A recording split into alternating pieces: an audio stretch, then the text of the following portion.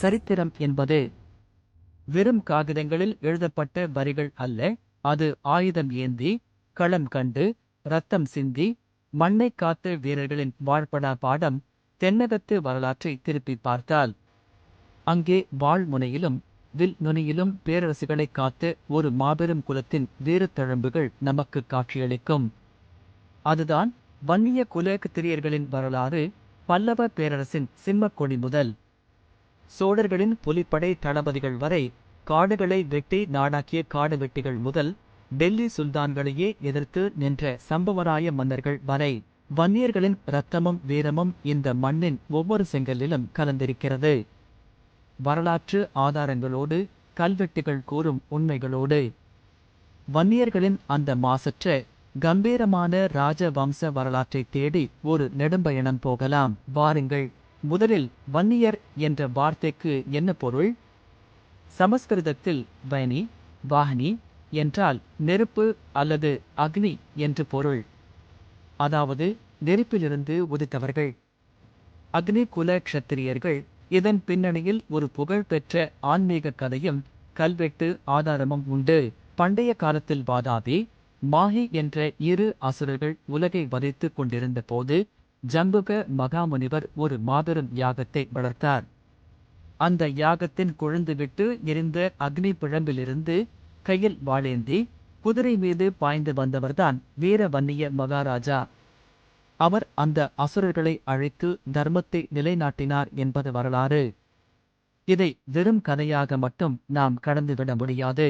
ஏனெனில் தமிழ்நாட்டின் புகழ்பெற்ற சீர்காழி வைத்தீஸ்வரன் கோவில் கல்வெட்டுகளிலும் பல செப்பு பட்டயங்களிலும் வயனி வம்சம், வாஹனி வம்சம் என்ற பெயரில் க்ஷத்திரிய குலமாக இவர்கள் வாழ்ந்தது மிக தெளிவாக குறிப்பிடப்பட்டுள்ளது.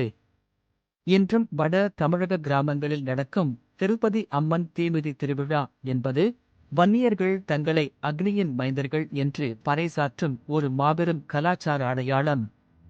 தமிழக வரலாற்றில் கட்டிடக்கலைக்கும் கடற்படைக்கும் மகுடம் சூட்டியவர்கள் பல்லவ மன்னர்கள். மாமல்லபுரத்து ஒற்றைக்கல் ரதங்களை பார்க்கும் எவருக்கும் பல்லவர்களின் வீரம் புரியும்.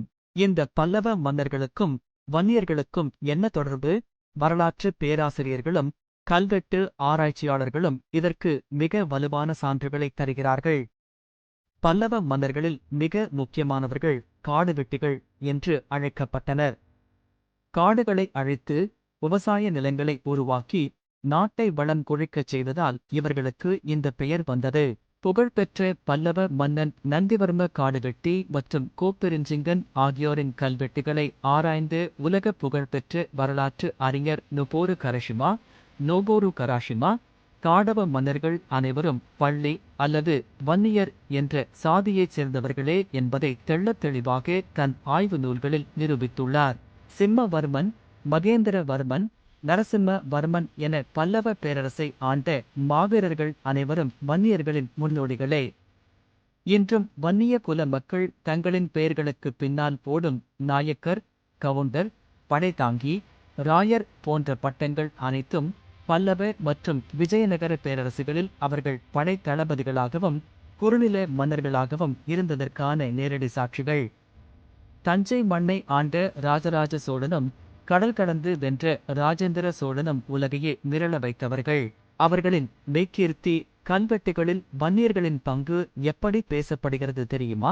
சோழர்களின் புகழ்பெற்ற வில்படை மற்றும் காலாட்படைகளில் வன்னியர்களே பிரதானமாக இருந்தனர்.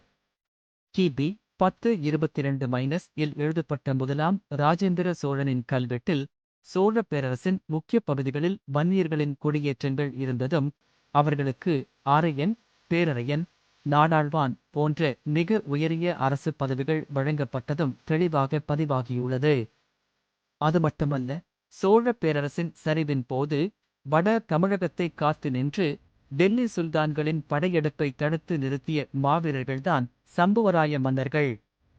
வன்னிய குலத்தைச் சேர்ந்த இந்த சம்புவராயர்கள் திருவண்ணாமலையை தலைநகரமாக கொண்டு தனிக்கொடி, தனி நாணயம் வெளியிட்டு சகலலோக சக்கரவர்த்தி என்ற பட்டத்தோடு அரசாட்சி செய்தனர். அதேபோல் உடையார்பாளையம் அரசர்கள், அரியலூர் மாளவராயர்கள், பிச்சாவரம் சோழனார் வம்சத்தினர் என தமிழகத்தின் பல ஜமீன்களும் குறுநில அரசுகளும் வன்னியர்களின் வீர பாரம்பரியத்திற்கு சான்றாக இன்றும் கம்பீரமாக நிற்கின்றன. இன்றும் சிதம்பர நடராஜர் கோவில் கும்பாபிஷேகத்தின் போது பிச்சாவரம் சோழனார் குடும்பத்தினருக்கு முடிசூட்டும் பாரம்பரிய உரிமை வழங்கப்படுவது இவர்களின் மாறாத ராஜ வம்ச அடையாளத்தை காட்டுகிறது. வரலாறு என்பது வெறும் கல்வெட்டுகளில் மட்டும் இல்லை. அது இன்றும் வன்னியர்களின் திருவிழாக்களில் உயிரோடு வாழ்ந்து கொண்டிருக்கிறது. அதற்கு சிறந்த உதாரணம் மாமல்லபுரம் சித்திரை பௌர்ணமி பெருவிழா. ஒவ்வொரு வருடமும் சித்திரை பௌர்ணமி அன்று ஒட்டுமொத்த வட தமிழகமே திரண்டு மாமல்லபுரம் கடற்கரையில் கூடும். லட்சக்கணக்கான வன்னிய குல மக்கள் அங்கே கூடி தங்களின் குல சின்னமான அக்னி கலசத்தை ஏந்தி கடலில் நீராடி தங்களின் முன்னோர்களான பல்லவ மன்னர்களுக்கு வீர வணக்கம் செலுத்துவார்கள். ஒரே நாளில் ஒரே இடத்தில் எந்த ஒரு விளம்பரமும் இல்லாமல் பல லட்சம் மக்கள் தங்களின் பாரம்பரியத்திற்காக கூடும் இந்த நிகழ்வு உலகிலேயே மிக அரிதான ஒரு கலாச்சார விசித்திரம். பல்லவ மன்னர்கள் ஆண்ட அந்த மாமல்லபுர மண்ணில் இன்றும் தங்களின் உரிமையையும் பாரம்பரியத்தையும் வன்னியர்கள் நிலைநாட்டி வருகிறார்கள். காலங்கள் மாறலாம், ஆட்சிகள் மாறலாம், ஏன் மனிதர்களின் வாழ்க்கை முறை கூட மாறலாம். ஆனால் ஒரு சமூகத்தின் இரத்தத்தில் ஊறிய வீரம் ஒருபோதும் மாறுவதில்லை. ஆயுதம் ஏந்தி போரிட்ட க்ஷத்திரிய வம்சத்தில் வந்து காடுகளை வெட்டி விவசாய நிலங்களாக்கி இன்று தமிழகத்தின் மிகப்பெரிய உழைக்கும் சமூகமாக, மிகப்பெரிய வாக்கு வங்கியாக வன்னியர்கள் நிமிர்ந்து நிற்கிறார்கள். கல்வி, அரசியல், பொருளாதாரம் என அனைத்து துறைகளிலும் இன்று புதிய சிகரங்களை தொட்டுக் கொண்டிருக்கும் வன்னிய குல க்ஷத்திரியர்களின் வரலாறு என்றும் தமிழ் மண்ணின் பெருமைமிகு அடையாளம். இந்த மாபெரும் வீர வரலாற்றை பற்றிய உங்களுடைய கருத்துக்களை கீழே கமெண்ட் பண்ணுங்க. இந்த வீடியோ பிடிச்சிருந்தா லைக் பண்ணுங்க, உங்க நண்பர்களுக்கும் ஷேர் பண்ணுங்க. மேலும் இது போன்ற பல வரலாற்று வீடியோக்களுக்கு நம்ம சேனலை சப்ஸ்கிரைப் பண்ண மறக்காதீங்க. நன்றி, வணக்கம்.